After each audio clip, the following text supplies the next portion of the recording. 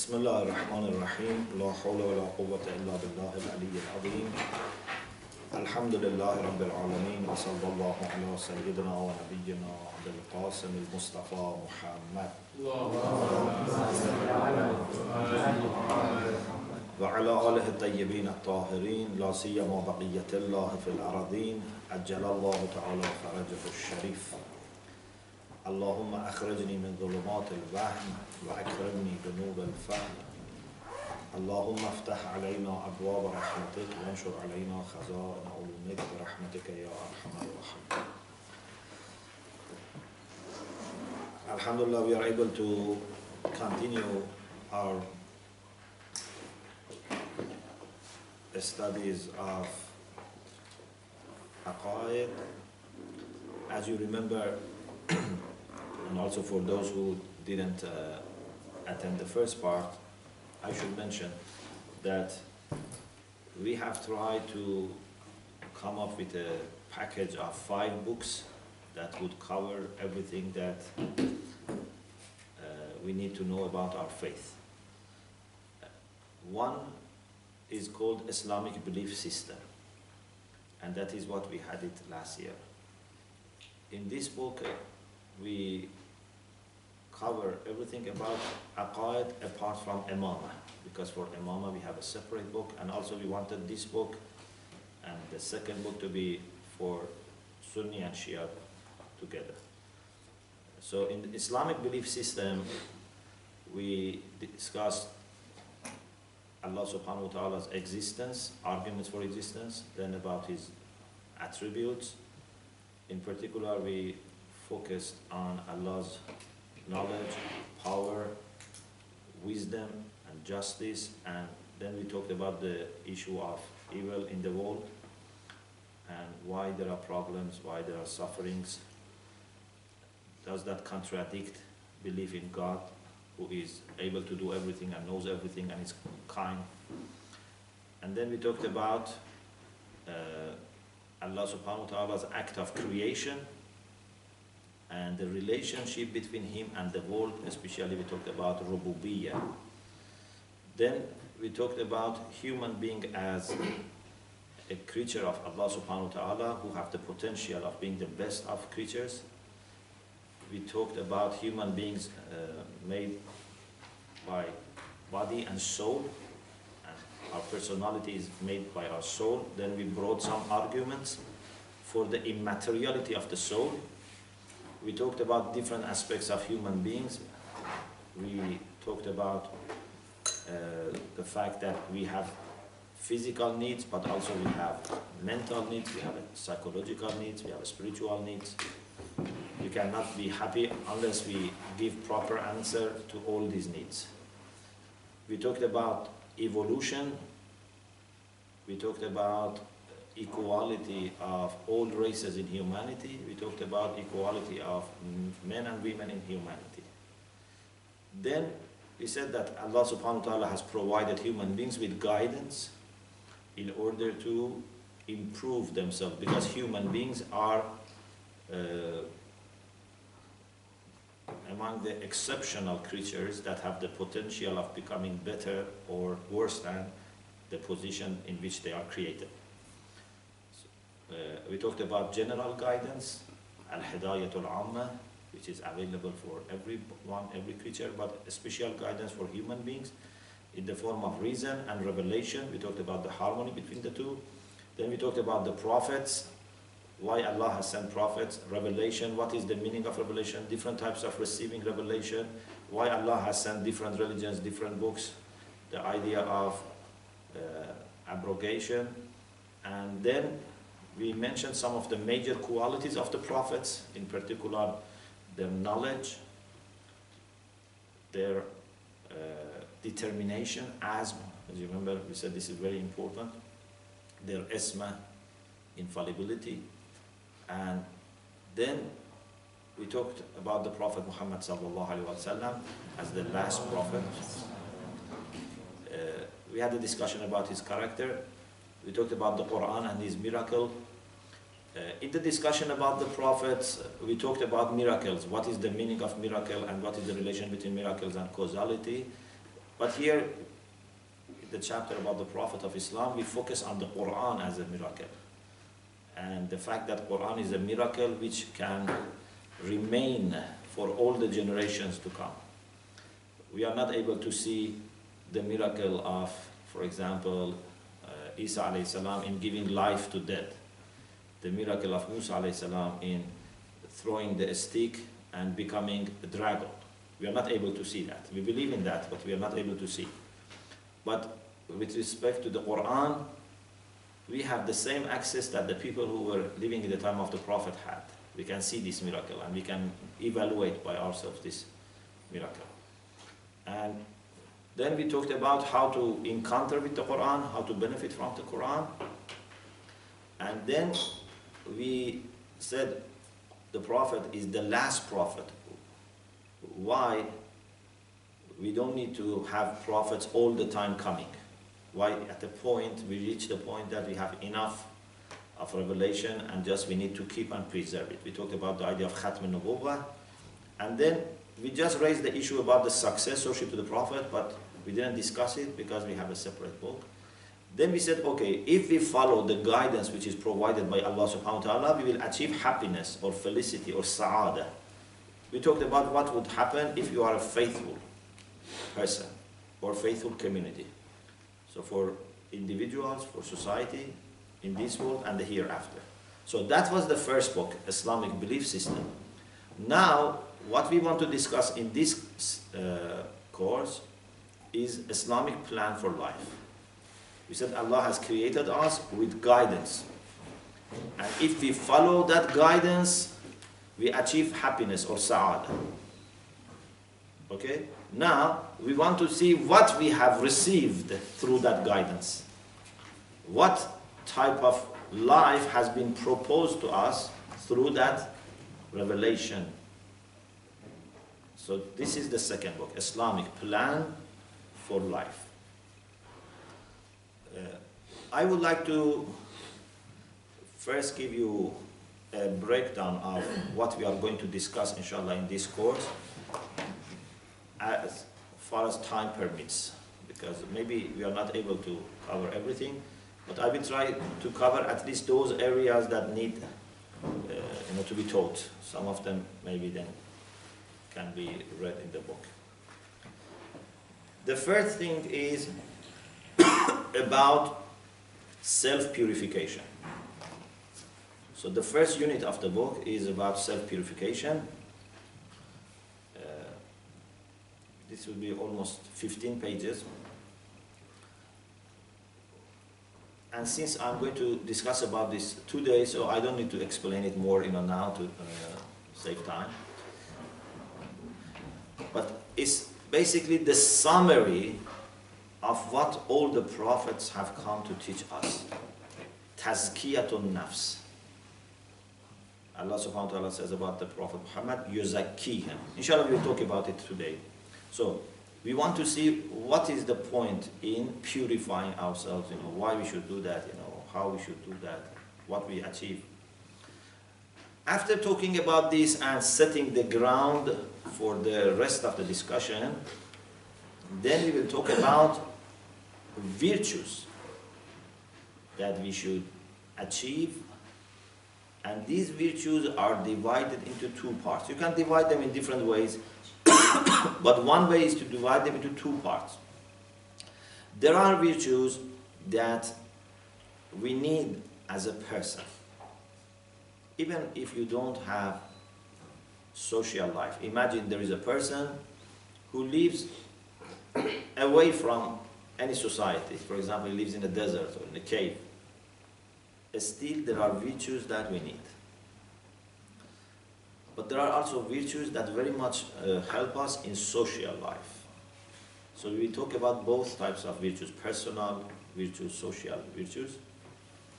And these are very important, and inshallah I will explain that unlike what we think, the most important thing is not the action, the most important thing is the virtue. And the actions are to be performed in the line of the virtues, so that gradually either we achieve those virtues, or if you have it, you can maintain it and make it permanent.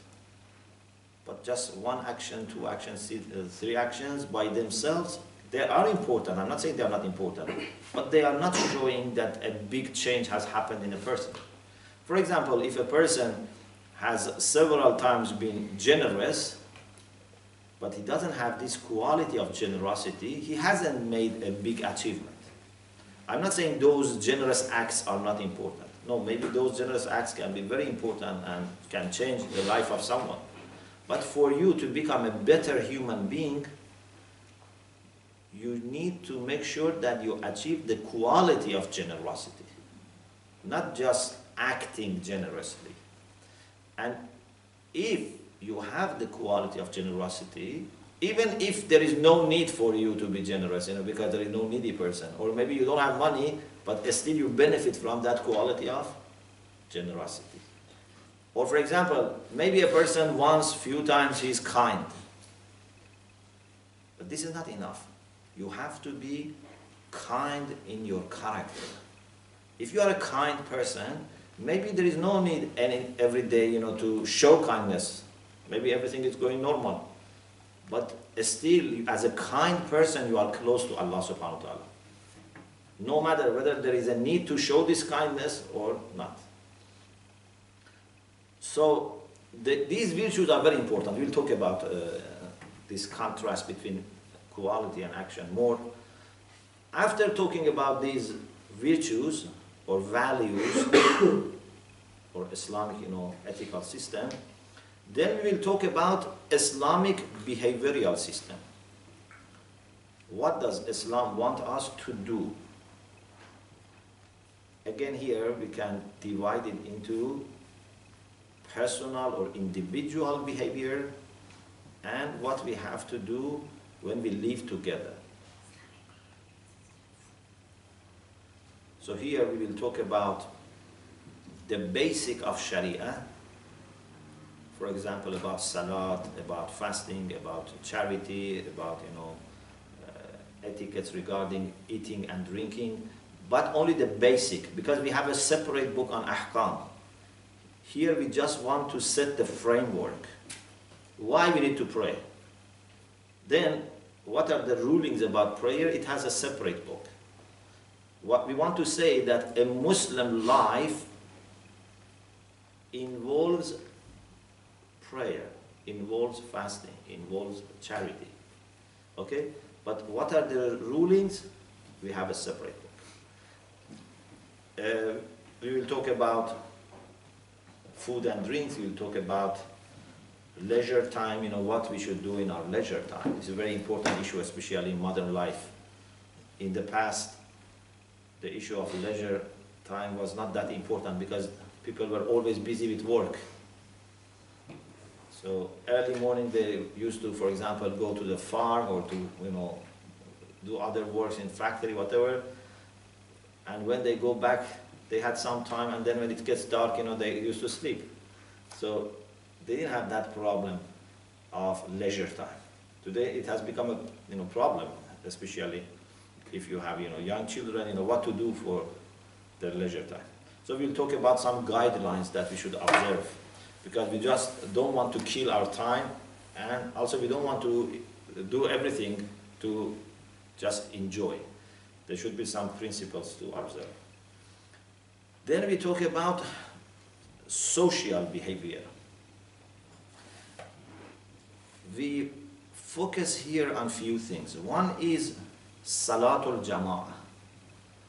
In the same way that prayer for each person is a pillar of his personal life, also for a Muslim community, Salatul Jama'ah is very important.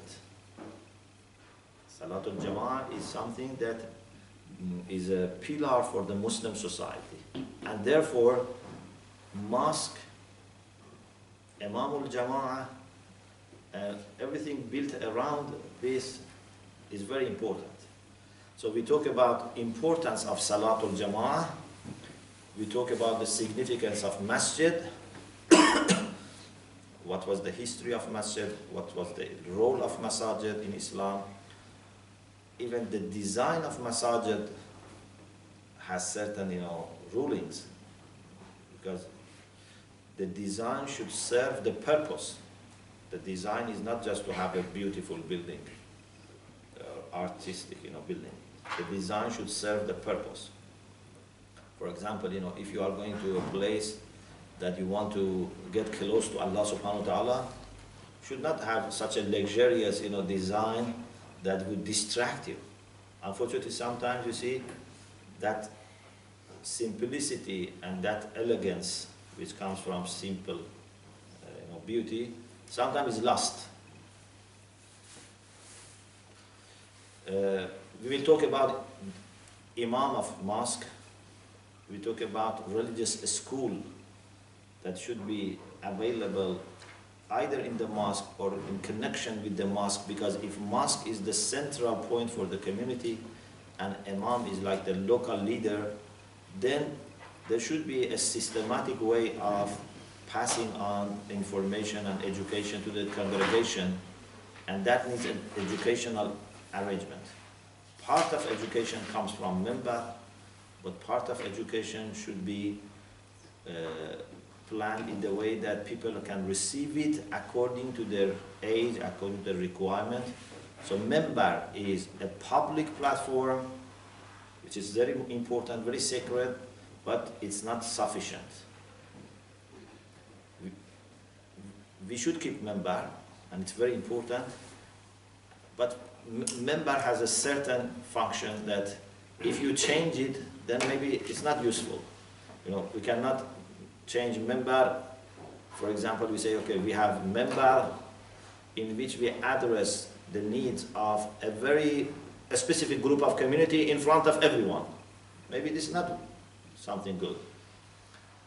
This is, for example, if you have Salatul Jummah, when you have children, when you have adults, we have young, old, everyone, you should say something which is useful for the whole community. But then they should have some settings, some arrangements that we address the specific needs. So this is why we have said that there must be a kind of a school or madrasa or educational institute connected to the masjid in which we can offer more focused, more specific Islamic guidance. About Salatul Jummah, which is very important, if we have daily prayers, then we have also Salatul Jummah as a highlight of all these daily prayers during the week. We talk about Hajj and Ziyarah, about interaction with the opposite gender, about minorities, about Amr Ma'ruf and Nahy Anil Munkar, about war and peace, and about environment. So these are some of the major aspects of Islamic social behavior. Then we talk about family. As you know, family is very important in Islam, and this is the basis of our society and community. Family includes relation between husband and wife, between parents and children, between brothers and sisters, and then the extended family. We'll talk about marriage and divorce. Then we will talk a little bit, because this is a very wide area, but very briefly, about the way Islam brings justice to society, welfare to society, and order to society.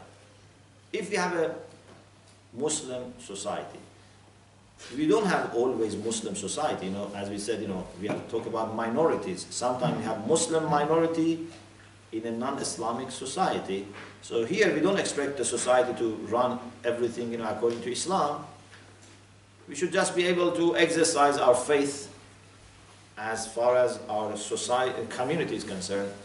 But it's not rational to expect that when the majority of people are not Muslims, the society will be run according to Islam. There are people, who call for this. They say, we should have, for example, Khilafah, for example, in Western countries. But I don't think this is what Islam wants. Islam wants people to choose the way they want to have life, ideally, they should choose a way which is guided and directed by God through revelation, whether it be Islam or Christianity, whatever. It's better than a purely secular way of life. But this doesn't mean that we impose Islam or any faith on people when the majority don't have that faith. So, if we have Islamic society, or if we have some territory in which we can observe Islam to some extent, we should know that Islam has its own way of running economics. Islam has a plan for bringing welfare to people. This is not something that Islam is silent about. Islam doesn't accept poverty, doesn't accept, unemployment, doesn't accept people feeling insecure about their finance.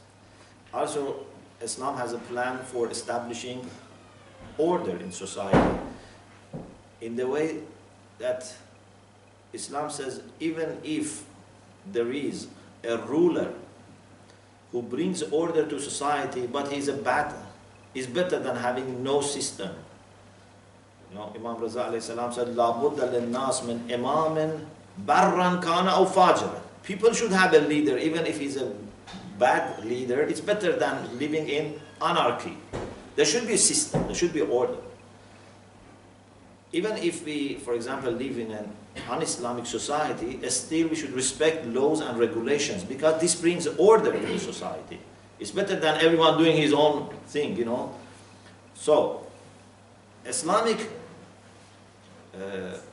view about politics is to bring order to society. And then we have Islamic judiciary system which brings justice to society. Of course, as much as we can practice Islamic judiciary system, because sometimes the courts are run in different ways. And what is important is that Islam has plan. And I think one of the things that we Muslims can do is, instead of imposing or just sitting and doing nothing and expecting people to observe Islam, maybe we can show the advantage of Islamic, for example, economics, Islamic judicial system to the people, that they take some of the principles and guidelines of Islam not necessarily as Islamic, as something that they can accept. Because many of the things that Islam says are rational. And people who are rational, if we explain to them properly and they are open in their heart, they should appreciate. Nowadays, alhamdulillah, there are initiatives to benefit from some guidelines of Islam about, for example, lending money, about mortgages, these type of things, because they have seen there is benefit in this and it saves society from some problems. So we can do that in many other areas.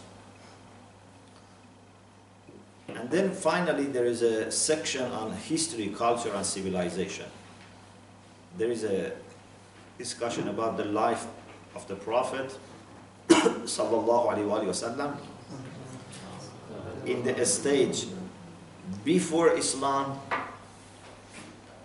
40 years before Islam, in the age of Jahiliyyah, the society was suffering from many problems, but the Prophet ﷺ lived in that society without being affected by the bad virtues or customs of that society. Then the life of the Prophet from Bi'sa, when he became Prophet, for 13 years in Mecca, and then last 10 years. Then we talk about Islamic calendar. As you know, in Islam we follow lunar calendar. Why we follow that? And then some of the major occasions that apply to all Muslims, like Eid al-Fitr, Eid al-Adha, months of Ramadan, birth and bi'sa of the Prophet, and also Muharram and Ashura. We think it's Islamic, it's not just for the Shia. But for example, birth anniversary of, or martyrdom anniversary of imams, some of them can be for the Shia only, so we don't discuss it in this book. Then we talk about the history of the spread of Islam throughout the world, and about contemporary Islamic world, and finally about Islamic culture and civilization, some of the scientific and cultural accomplishments of Muslims, about the greatness of Islam, but decline of the Muslims. Unfortunately, Muslims, especially in the last few centuries, were not pioneers in knowledge, in technology, in some aspects of civilization, unlike Islam itself. So the problem is not coming from Islam, the problem is coming from some Muslims and some Muslim rulers. Then we talk about national tribal culture in contrast to Islamic culture. These are two things that can be mixed up sometimes. People cannot distinguish what is Islamic, what is the custom. You remember examples I gave you about, for example, people, when they have some Muslim neighbors, then they think whatever they do is Islamic. And imagine if you are a person who doesn't have any experience of Islam, okay? And you have three, for example, Muslims whose door is brown. You think that brown is a holy color in Islam. Why? Because the only Muslims that you knew, all their doors were brown. I told you the example of the journalist who was in Paris, in Neufchâteau, and asked the lady who was there helping, what is the significance of egg in your revolution? And that lady said, why you ask this question? She said, because I see every time you are eating eggs. Lunch, dinner, you have eggs. And she said it has no religious or political significance, just because here it's difficult to find halal meat, and also egg is cheap. So if you are not a Muslim, or if you are not educated, what you see practiced by some Muslims, you think this is Islamic. Sometimes even journalists are confused. If something is done in Pakistan or Iran or I don't know, Saudi Arabia, it doesn't necessarily mean that this is Islamic. It can be a custom or cultural practice of that society, not necessarily Islamic. Even most of the, for example, dress that we have, it's not necessarily Islamic. And Islam also, in many cases, doesn't want people to be fixed or restrict to one way of dressing or food or this type of things. Islam leaves people to act according to their culture, according to their customs, but gives some guidelines. Says, observe these guidelines. When it comes to food, you can have any cuisine you like, but ingredients should be halal. The food should be healthy, not harmful for your health. And also you should own what you are eating. You cannot, take someone else's, money or food. But if you observe these guidelines, you can have lots of different, ways of making your food. You can be very creative and innovative. When it comes to dress, you should observe modesty, hijab requirement, and men, cannot have, silk, for example, or, gold, this type of thing as dress. So few guidelines, but then anything is okay. Women observe modesty requirements. Of course, men also should observe. The requirements for men and women is different, but both have to observe their modesty. And something about material. Then you can have thousands or tens of thousands of fashions. It's not something that you have to be fixed. What is sad is that sometimes people give only attention to the fashions and they forget Islamic guidelines. And even sometimes they think that those fashions or customary way of dressing is Islamic. So for example, if we are all Arabs, and Arabs have a special way of dressing, we shouldn't expect, converts to change their dress to Arabic dress when they become Muslim. Or for example, if we are Pakistani, or if we are Indian, or if we are, any nation, we shouldn't expect people who become Muslim to be like us in dress. They can have their own way of dressing as far as they observe Islamic requirements. So this is a very important issue to distinguish between what is Islamic and what is culture. Even we Shia sometimes are not able to distinguish between what is Islamic and what is culture. For example, when it comes to Azadari, what is the essence of Azadari? What is the form of Azadari? The form can be changing. The essence is there. Essence is showing your sorrow, your grief over the tragedy of losing Imam Hussein alayhi salam in public. Showing your sorrow and grief over this loss in public. Azadari cannot be confined to your house. Azadari is something that should come to the public because we want to express our grief to the public. But how you are going to express this? There can be different forms. Maybe there are forms that still we haven't learned. The forms are not necessarily to be kept. The forms are not necessarily sacred. The forms are not necessarily unchangeable. The essence is unchangeable. But sometimes people give more importance to the forms than the essence, and sometimes they do the form when it's not serving the essence. So in the series we had a few years ago, it's called a Spiritual Struggle of Karbala. So my main topic was to analyze the concept of Azadari and distinguish between essence and the forms, and then connect mourning for Imam Hussein to the duty that we have today for helping Imam Zaman Ajjalallah Ta'ala Farajum Sharif. A proper Azadari today should serve the cause of Imam Mahdi Ajjalallah Ta'ala Farajum Sharif. Otherwise it's not proper Azadari. And I have quoted that hadith that Imam Hussein alayhi salam mentioned in the night before Ashura, that Rasulullah sallallahu alaihi wasallam referred to the martyrdom of Imam Hussein in Taf, Karbala, while he is alone, he has no helper, he is thirsty, and then Rasulullah said, whoever helps him has helped me and has helped his son Hujjah. Man nasarahu faqad nasarani wa nasara waladahu al-hujjah.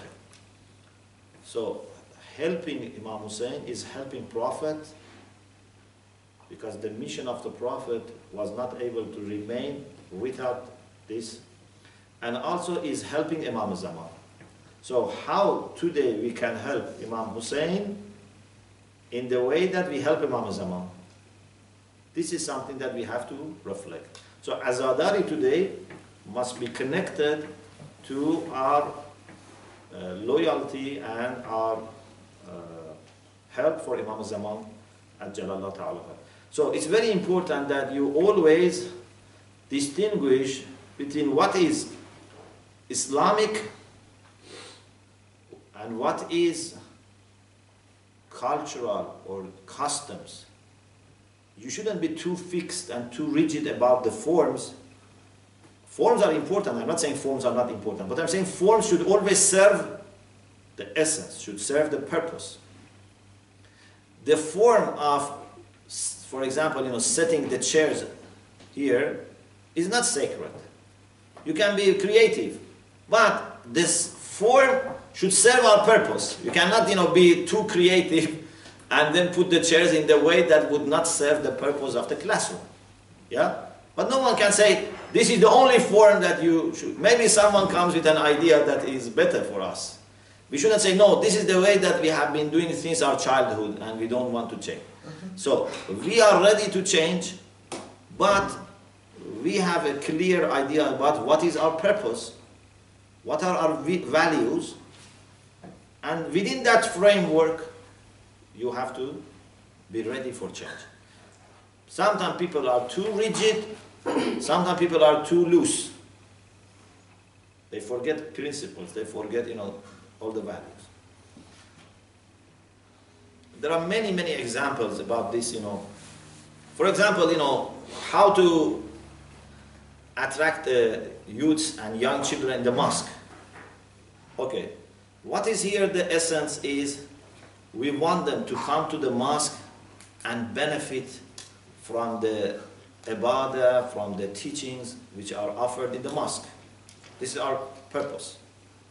For this purpose, we should be open to suggestions, to changes, but not to the extent that we bring them here, but that purpose is not served. For example, we bring them here and then, for example, we have music for them, or we have lots of game for them.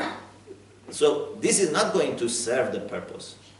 We want them to come here, and we are ready for change, we are ready for accommodating new ideas, but provided that the main purpose is not lost. Sometimes you see in some churches, they have very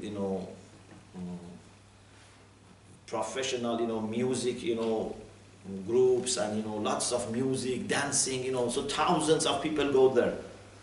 But you wonder, what is the point? You just don't want to have crowd. You want to have people there for ibadah. Yeah?